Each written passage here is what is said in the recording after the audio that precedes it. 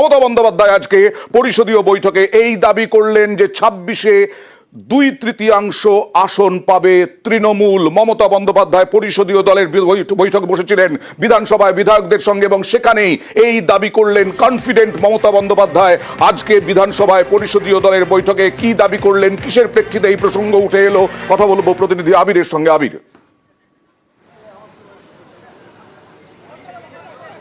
দেখো, দিল্লিতে বিধানসভা নির্বাচনের ফল প্রকাশের পর তুমি জানো যে বিজেপি শিবিরের তরফ থেকে পশ্চিমবঙ্গে তাদের যে নির্বাচনী অঙ্ক বা দামামা সেটা কার্যত রাজনৈতিক রণকৌশলের জায়গা থেকে দাঁড়িয়ে দিল্লিকে সামনে রেখে এগোনোর কথা তারা বারবার ধরে বলছে। পাল্টা এদিনকে দলীয় বৈঠকে বিধায়কদের সঙ্গে নিয়ে বৈঠকের ক্ষেত্রে তৃণমূল কংগ্রেস পশ্চিমবঙ্গের নির্বাচন আগামী বছর জয়ের ক্ষেত্রে তারা কতটা আত্মবিশ্বাসী সেটা বুঝিয়ে দেওয়া হয়েছে এবং এই বার্তা খোদ দলনেত্রীর তরফ থেকে, মমতা বন্দ্যোপাধ্যায়ের তরফ থেকে তার দলের বিধায়কদেরকে দেওয়া হয়েছে। যদিও দিনকে মমতা বন্দ্যোপাধ্যায় তার বৈঠকের ক্ষেত্রে দিল্লির প্রসঙ্গের কথা তিনি উল্লেখ করেছেন বলে আমরা সূত্র মারফত জানতে পেরেছি এবং সেখানে তিনি উল্লেখ করেছেন দিল্লিতে একই জোটের মধ্যে থাকা শরিক হয়েও আপকে কোনো ধরনের সাহায্য করেনি হচ্ছে কংগ্রেস। আবার ঠিক উল্টোটা, হরিয়ানাতে যখন নির্বাচন হয়েছিল তখন কংগ্রেসকে কোনো ধরনের সাহায্য করেনি আপ। তবে এই রাজ্যের ক্ষেত্রে অতীতেও যেমন দেখতে পাওয়া গিয়েছিল যে তৃণমূল কংগ্রেসকে বিজেপি, বাম, কংগ্রেস এদের প্রত্যেকের সাথে আলাদা করে লড়াই করতে হয়েছিল। কোথাও গিয়ে বাম কংগ্রেস জোট এবং বিজেপির সঙ্গে লড়াই করতে হয়েছিল, ত্রিমুখী লড়াইয়ের জায়গা তৈরি হয়েছিল। তো এই রাজ্যে কংগ্রেসের বা রাজনৈতিক যে ভিত্তি সে অর্থে নেই, ফলে এই রাজ্যে একক দক্ষতা লড়ে বিজেপির বিরুদ্ধে লড়াই করে তৃণমূল কংগ্রেস ২/৩ আসন নিয়ে নির্বাচনের ক্ষেত্রে তারা ফিরে আসবে, তারা পুনরায় জয়লাভ করে সরকার গঠন করবেন, সেই বার্তা দিয়ে রাখা হয়েছে। আর আরো পরিষদীয় দলের বৈঠকে তিনি একেবারে কড়া নির্দেশ দিলেন, ঝগড়া বন্ধ করুন।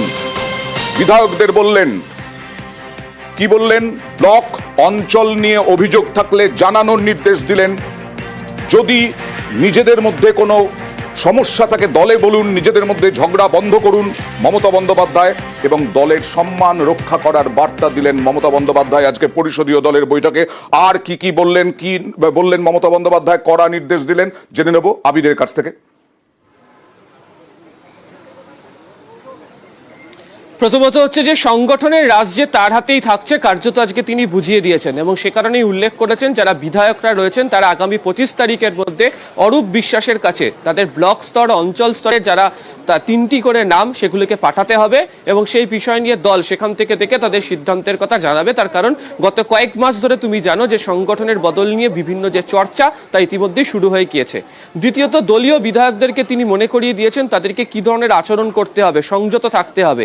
সাম্প্রতিক সময়ে কখনো হুমায়ুন কবির, কখনো নারায়ণ গোস্বামী তাদের যে আচরণ বা কখনো গিয়ে একাধিক মন্ত্রী বা বিধায়কের যে আচরণ তা নিয়ে বারবার ধরে শাসক দলকে বিব্রত অবস্থার মধ্যে পড়তে হয়েছে, অস্বস্তির মধ্যে পড়তে হয়েছে। এমন আচরণ যে বরদাস্ত করা হবে না, এদিনকে তিনি মনে করিয়ে দিয়েছেন। সূত্রের খবর, তিনি বৈঠকের মধ্যে বলেছেন যে ক্ষমা বারবার করা যায় না। এক্ষেত্রে মদন মিত্র, উদয়ন গুহ তাদের প্রসঙ্গের কথাও বারবার ধরে উঠে এসেছে। ফলে বিধানসভা নির্বাচনের আগে জনসংযোগের ক্ষেত্রে প্রত্যেককে যে সংযত থাকতে হবে, যথাযথ আচরণ করতে হবে, সেই প্রসঙ্গের কথা দিনকে উল্লেখ করেছেন মমতা বন্দ্যোপাধ্যায় বিধায়ক। আর এদিকে যে পরিষদীয় দলের বৈঠক, সেই পরিষদীয় দলের বৈঠকে তিনি জানিয়ে দিয়েছেন যে সংগঠনের যাবতীয় সিদ্ধান্ত তিনি নেবেন। এছাড়াও তৃণমূল কংগ্রেসের ২ বিধায়ক সায়ন্তিকা ও রেয়াতের শপথ নিয়ে অন্যদিকে সাবিত্রী মিত্র এবং রহিম বক্সি এদের বিরোধ মেটাতে নির্দেশ দিয়েছেন। ইটাহারের বিধায়কের প্রশংসাও করেছেন মোশাররফ হোসেন, তার প্রশংসা করেছেন। বিধান উপাধ্যায়কে বলেছেন যে তার নামে যা যা আসছে অভিযোগ তাতে কান পাতা যাচ্ছে না। আর সাবিত্রী মিত্র, রহিম বক্সিকেও নিজেদের মধ্যে ঝগড়া বন্ধ করার নির্দেশ দিলেন। এবার একেবারে সরাসরি কি বললেন, তাদের সম্বন্ধে কি অভিযোগ ছিল, আবিরের কাছ থেকে জানবো। আর মোশাররফ হোসেনেরই বা প্রশংসা কেন?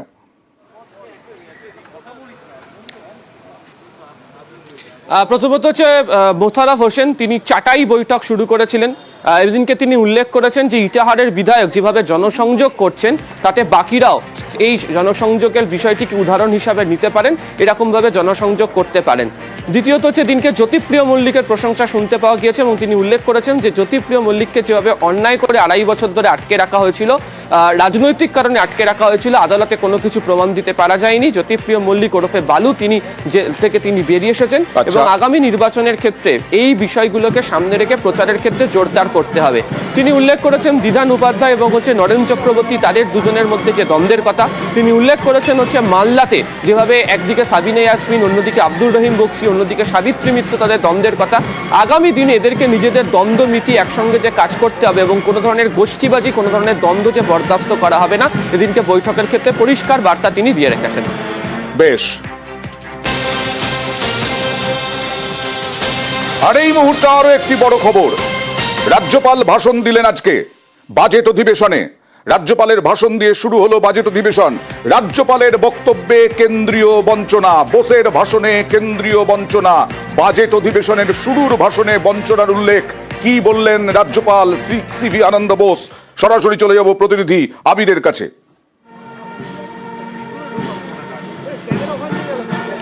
তোমাকে প্রথমে দেখিয়ে রাখি যে রাজ্যপালের ভাষণ শেষ হয়ে গিয়েছে। গভর্নর তিনি বেরিয়ে আসছেন মুখ্যমন্ত্রী এবং বিধানসভার অধ্যক্ষকে সঙ্গে নিয়ে। আজকের বৈঠকের ক্ষেত্রে আজকে যে ভাষণ রেখেছেন সেখানে ভাষণে রাজ্যপাল রাজ্যের আইন শৃঙ্খলার প্রশ্নে যথেষ্ট প্রশংসা করেছেন। দ্বিতীয়ত 100 দিনের কাজ হোক বা আবাস বা বিভিন্ন ক্ষেত্রে কেন্দ্রীয় সরকার অর্থ না দিলেও রাজ্যের তরফ থেকে যে সেই অর্থ যথাযথভাবে দেওয়া হচ্ছে এবং রাজ্য যে কাজ করেছে, মানুষের পাশে দাঁড়িয়েছে, সেই প্রসঙ্গের কথা এদিনকে মনে করিয়ে দেওয়া হয়েছে। এবং যে গত শিল্প সম্মেলনে সেখানে রাজ্য সরকার শিল্প স্থাপনের ক্ষেত্রে কি গুরুত্বপূর্ণ ভূমিকা গ্রহণ করেছে, শিল্পের ক্ষেত্রে রাজ্য যে যথাযথভাবে উদ্যোগ নিয়েছে সেই প্রসঙ্গের কথাও এদিনকে বলতে শোনা গিয়েছে হচ্ছে রাজ্যপালকে।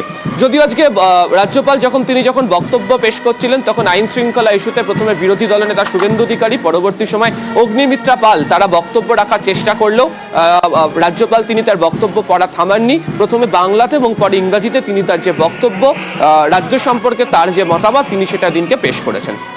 একেবারে রাজ্যপালের শুরুতে ভাষণে বঞ্চনার উল্লেখ। বরাদ্দ ছাড়াই রাজ্যপাল বেরোচ্ছেন এখন বিধানসভা থেকে। রাজ্যপাল বেরিয়ে যাচ্ছেন বিধানসভা থেকে। রাজ্যপাল বেরিয়ে যাচ্ছেন, আমরা দেখতে পাচ্ছি আবির যে রাজ্যপালের বক্তৃতা শেষ হয়েছে। বাংলা এবং ইংরেজি উভয়তেই তিনি ভাষণ দিয়েছেন এবং তাতে কেন্দ্রীয় বঞ্চনার যে বারবার তৃণমূল সমালোচনা করেছে, অভিযোগ করেছে, সেই অভিযোগ ছিল রাজ্যপালের ভাষণে। আবাসের টাকা কেন্দ্র না দিলেও রাজ্য যে আবাসের টাকা দিচ্ছে এই উল্লেখ রয়েছে রাজ্যপাল সিভি আনন্দ বোসের বক্তব্যে।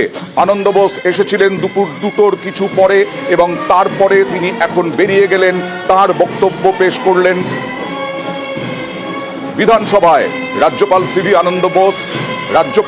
আনন্দ বোস আইন শৃঙ্খলা নিয়েও প্রশংসা করলেন তার বক্তব্যে, তার ভাষণে। এ রাজ্যের আইন শৃঙ্খলা নিয়ে বিরোধীরা প্রতিবাদ করার চেষ্টা করেছিলেন, কিন্তু রাজ্যপাল সিভি আনন্দ বোস তিনি বক্তৃতা থামাননি। ঢুকে গেছে ঢুকে গেছে।